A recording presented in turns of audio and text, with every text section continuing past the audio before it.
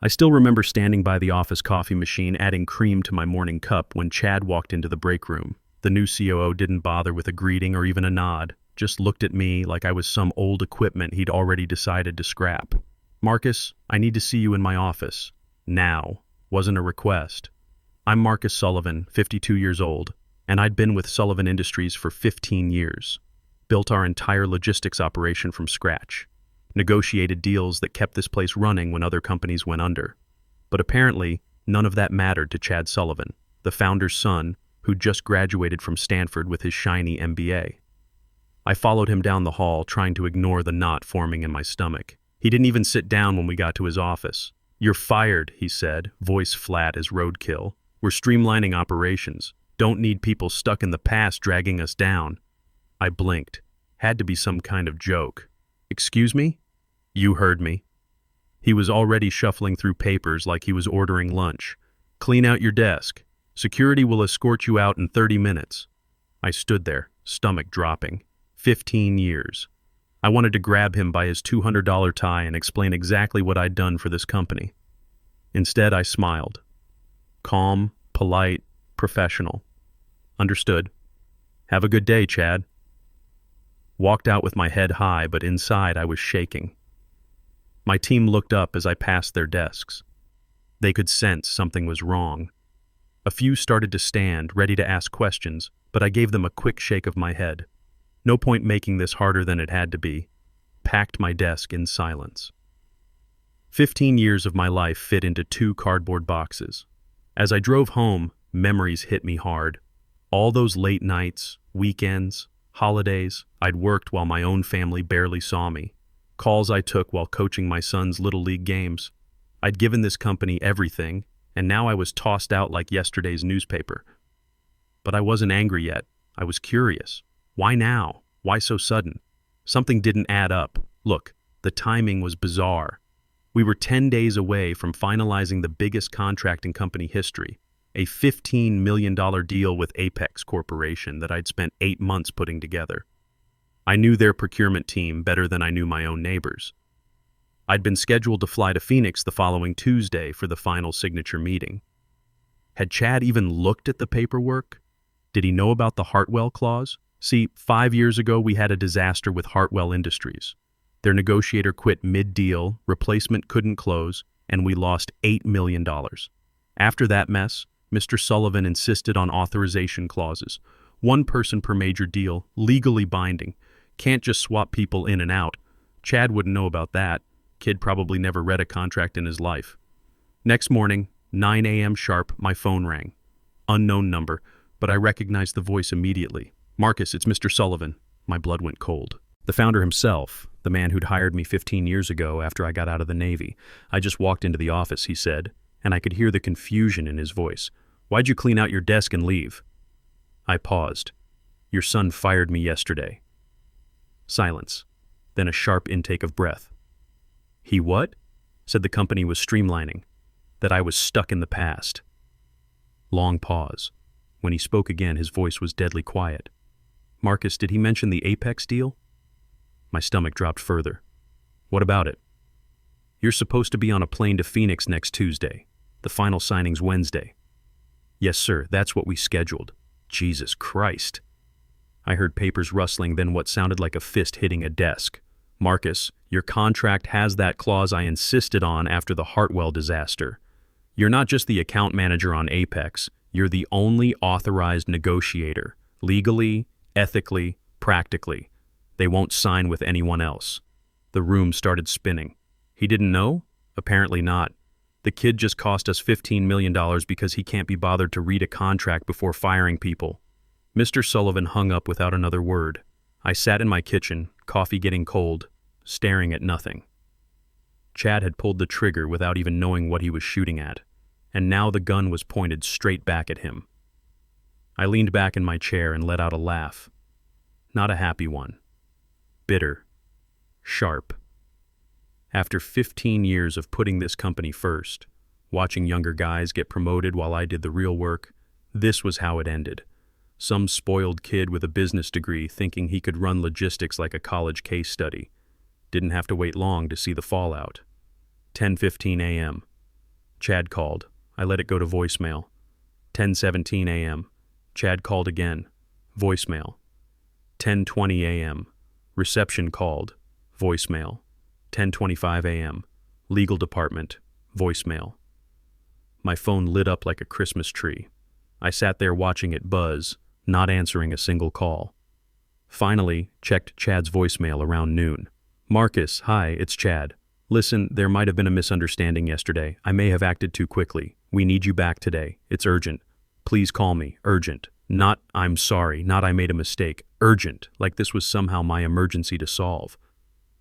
12:30 p.m., my phone rang again. This time it was Rachel, my old colleague from accounting. Sweet kid, just 24, actually respected experience instead of dismissing it. Marcus, she whispered, you won't believe what's happening here. Try me. Chad just got torn apart by his father, in front of everyone. Mr. Sullivan walked into the conference room with the Apex contract and slammed it on the table. I raised an eyebrow. And? Asked one simple question. Did you read this before firing Marcus? Chad tried to talk about modernizing and efficiency, but Mr. Sullivan wasn't having it. Flipped straight to the authorization clause. She paused, and I could hear office chatter in the background. Marcus, Chad went white as a sheet. Like, ghost white. He realized he's the reason Apex is about to walk away. What did Mr. Sullivan say? Told him if this deal falls through, his position here becomes very negotiable. I felt something shift in my chest. Not quite satisfaction, but close. Thanks for the heads up, Rachel. Marcus, whatever you're planning, you've got leverage now. Use it. 1:15 p.m., Mr. Sullivan called directly. Marcus, I owe you a sincere apology. This never should have happened. Please come in. Not just for Apex, but so we can talk privately about your future here. I thought about it. Part of me wanted to let them crash and burn, let Chad explain to the board how he'd torpedoed a $15 million deal on day 3 of his new job. But I'm not built that way. Never have been. I'll consider coming back to close the Apex deal. But I want to speak with you first. Privately. Absolutely. Can you be here in an hour?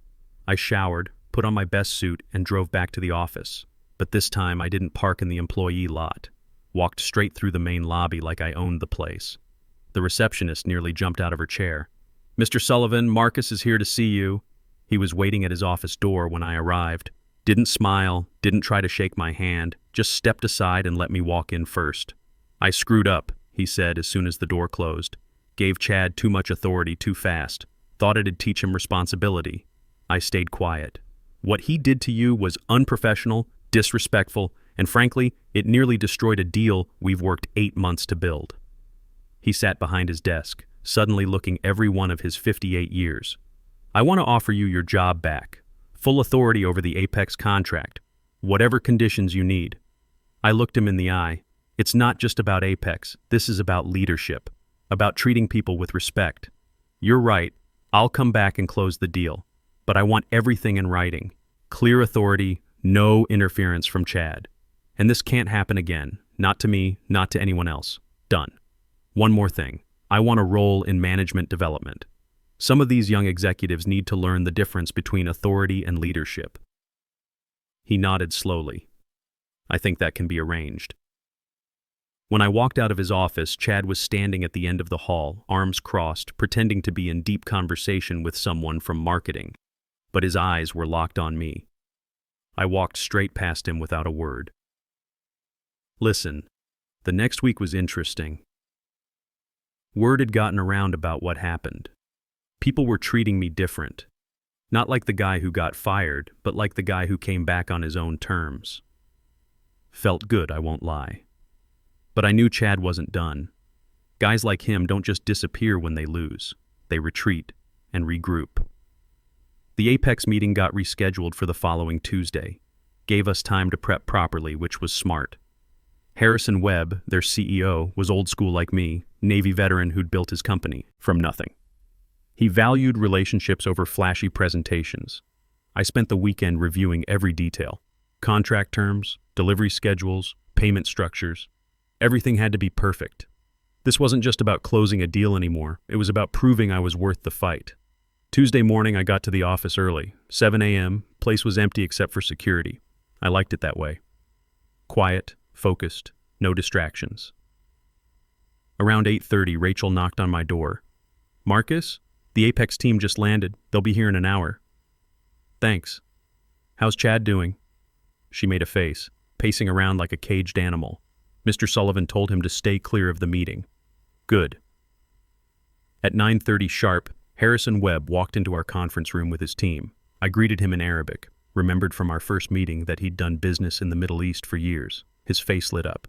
You remembered, he said, smiling. Respect goes a long way in this business. Always has. The meeting went perfectly.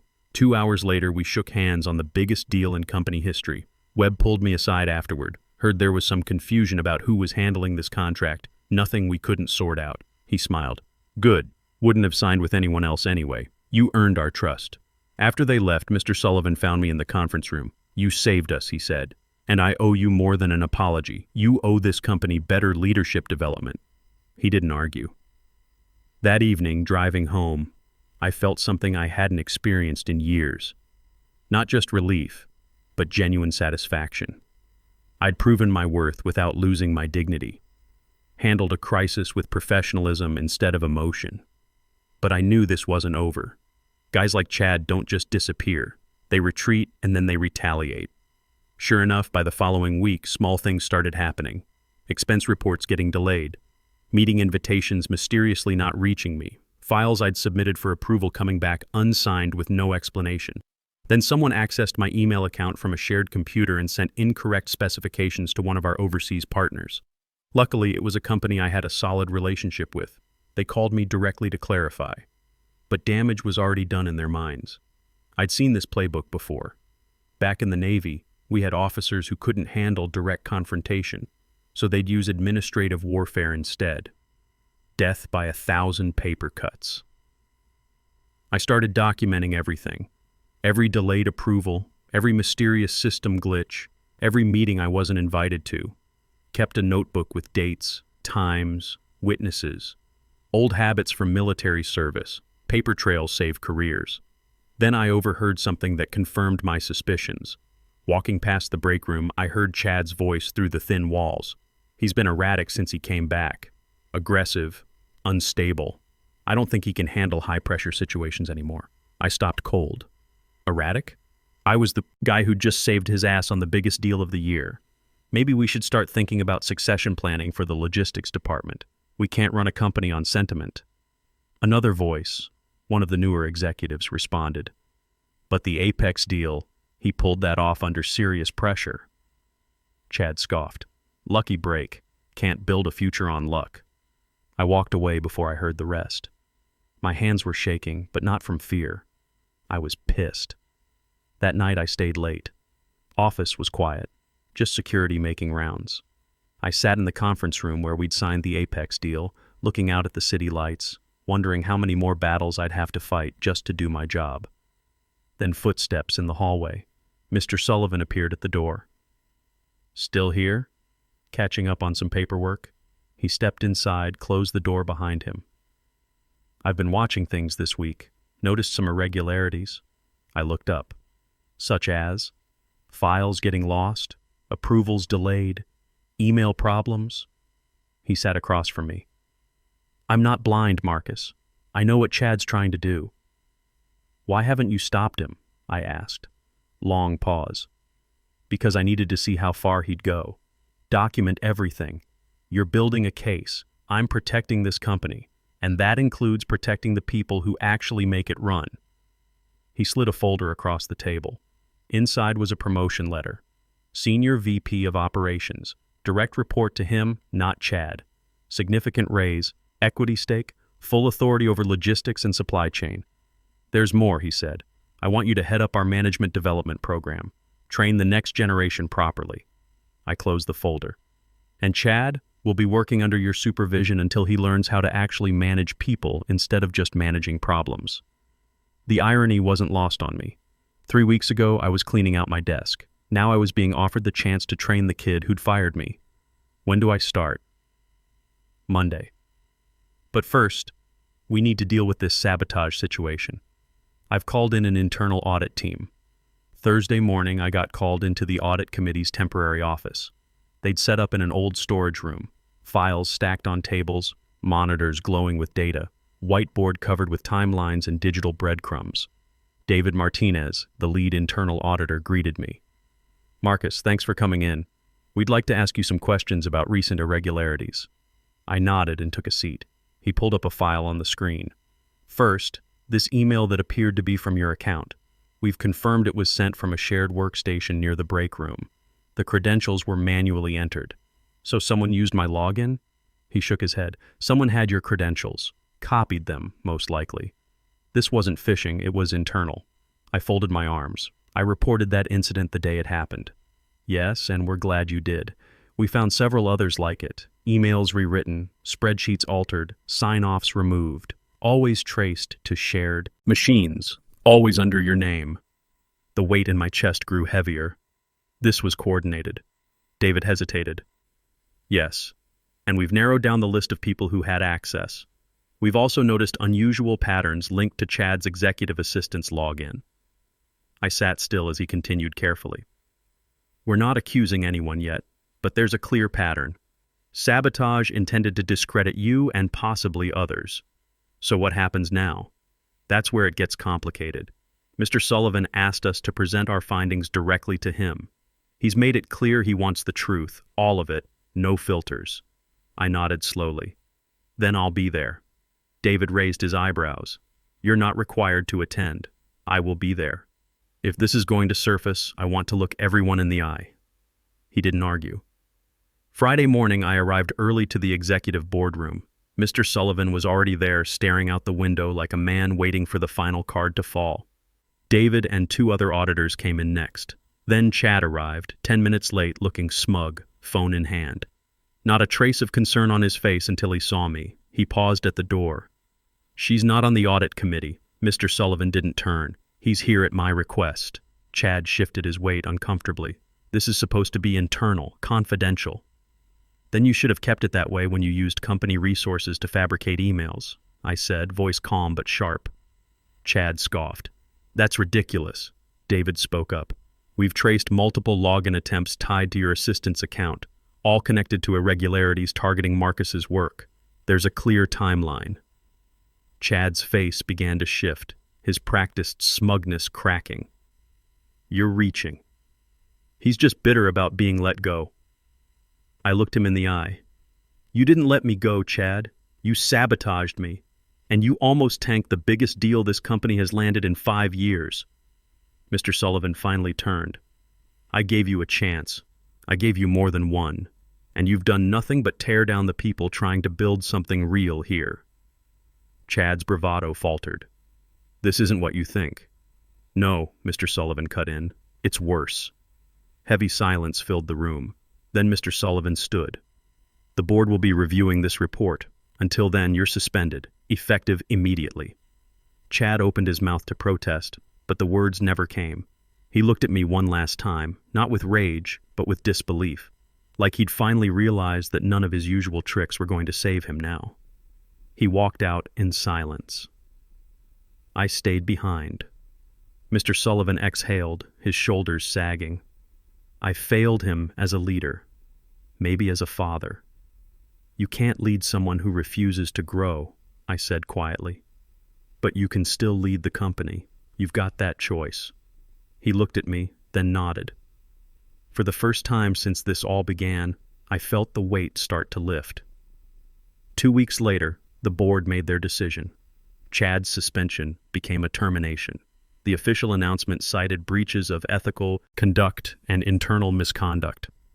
No lawsuits, no press releases, just a quiet exit through the back door of corporate history. But word spread anyway. In our industry, news travels fast. I thought I'd feel triumphant when I heard. Instead, I felt calm. Not victorious, just steady. Like I'd weathered the storm and could finally breathe again. The following Monday, I started my new role. Corner office, view of the city, nameplate that finally meant something. But the real work was just beginning. My first task was rebuilding the management program. I brought in younger employees, taught them to value experience alongside innovation. Created mentorship pairs between seasoned workers and recent graduates. We reopened lines of communication. Reinstated people who'd been pushed out unfairly. set up an anonymous reporting system so no one else would have to fear retaliation for speaking up. I even made time for the younger staff who were just starting out. Some had witnessed what I went through and quietly asked how I stayed strong. Look, I told them, you don't always get to pick the battles, but you do get to decide who you become in the middle of them. 3 months later, we landed another major contract, this time with Chad's replacement, Jennifer Walsh, a 35-year-old operations expert with real experience, as lead negotiator and me as advisor. She gave me full credit during the announcement, something the old Chad never would have done. Mr. Sullivan pulled me aside afterward. You could have destroyed him when he fired you. Instead, you made the company better. That's real leadership. I thought about that conversation later, sitting in my new office. The kid who'd fired me was gone, but the real victory wasn't getting my job back or even the promotion. It was proving that experience matters, that loyalty should be rewarded, and that sometimes the best revenge is simply being better than the person who wronged you. 6 months into my new role, things had changed dramatically. The management program was working.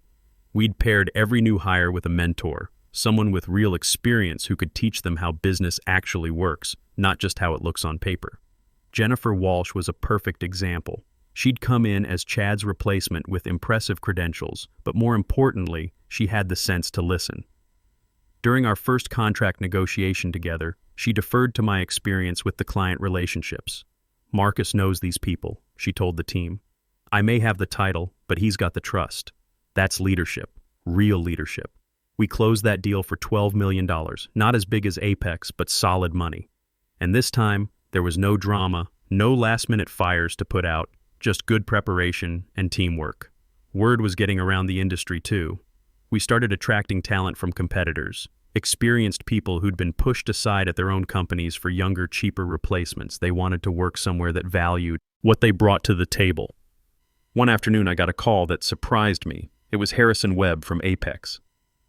Marcus, I've got a proposition for you. We're expanding our West Coast operations. Looking for a logistics partner. I'm listening. $25 million contract. 3 years. But here's the thing. I want you personally managing it, not your company. You. I smiled. Harrison, I am the company now. Senior VP of Operations. Even better. When can we meet? That's how it works in this business. Relationships matter. Trust matters. You can't build either with PowerPoint presentations or MBA theories. Takes time, consistency, follow through. The funny thing is, I started hearing stories about Chad. He'd landed at a smaller firm outside Phoenix, but his reputation had followed him. Turns out firing your most experienced people and sabotaging colleagues isn't a great career move. Who knew? Some folks said Mr. Sullivan had pulled strings to keep Chad's name out of the industry gossip. Maybe that was a father's last act of love. I didn't ask, didn't need to know. What mattered was what we were building here. Rachel got promoted to senior financial analyst. She'd earned it, but I made sure she knew the promotion came with responsibility. Help the next group of new hires navigate the corporate maze. Pass it forward. You remember what it was like being dismissed because you were young? I told her. Don't let us do that to others because they're experienced. She got it. We instituted monthly wisdom sessions, informal meetings where senior staff shared real-world lessons with junior employees, not theoretical case studies, but actual war stories. What worked, what didn't, what they'd do differently. The young folks ate it up. Turns out they wanted to learn from people who'd been there, done that. They just needed someone to take the time to teach them properly. Mr. Sullivan started attending these sessions too, listening more than talking, which was smart. At 58, he was learning that being the founder didn't mean he had all the answers. One evening, after a particularly good session about crisis management, he pulled me aside. You know what I realized? He said. I spent so much time trying to prepare Chad to take over someday that I forgot to prepare him to actually lead people. Leadership can't be inherited, I replied. Has to be earned. Wish I'd figured that out sooner. You figured it out when it mattered. A year after the whole mess started, I was walking through the office and past that same coffee machine where it all began. Same spot where Chad had delivered his little termination speech with all the warmth of a parking ticket. I poured myself a cup. Black coffee, no cream anymore. Tastes change, I guess. Jennifer walked by, coffee in hand. Morning, Marcus. Ready for the Apex expansion meeting? Born ready. She laughed. You know, when I took this job, people warned me about working with you, said you were difficult, set in your ways. And they were half right. You are set in your ways, but your ways work. That afternoon, we signed the Apex expansion deal, $25 million over 3 years with options for additional territories. Harrison Webb insisted on the same authorization clause I'd had before, Marcus Sullivan as sole negotiator. Some things don't need fixing, he said with a handshake. Later that night, driving home past the city lights, I thought about everything that had happened. A year ago, I was a guy counting down years to retirement, hoping not to get noticed by the wrong people. Now I was training the next generation, closing bigger deals than ever, and actually enjoying going to work again. The real lesson wasn't about corporate politics or workplace revenge. It was simpler than that. Never let anyone convince you that your experience doesn't matter. Age isn't a liability in business. It's an asset if you know how to use it. Chad learned that the hard way. Kid had all the credentials in the world, but he forgot that business is about people, not spreadsheets. You can't automate relationships, can't download trust, can't fast-track respect. I keep a photo on my desk now. The signing ceremony for that second Apex deal. Me, Jennifer, Harrison Webb, all smiling. Not because we're friends, but because we're professionals who figured out how to respect each other. That's the thing about corporate warfare. You can win by destroying your enemies, or you can win by making them irrelevant. I chose the harder path, but it's the one I can live with. And every morning when I walk past that coffee machine where this all started, I remember the lesson. Never underestimate someone just because they've been around longer than you. We didn't get here by accident. Experience matters. Trust matters. And sometimes, the old dog really does know a few tricks worth learning.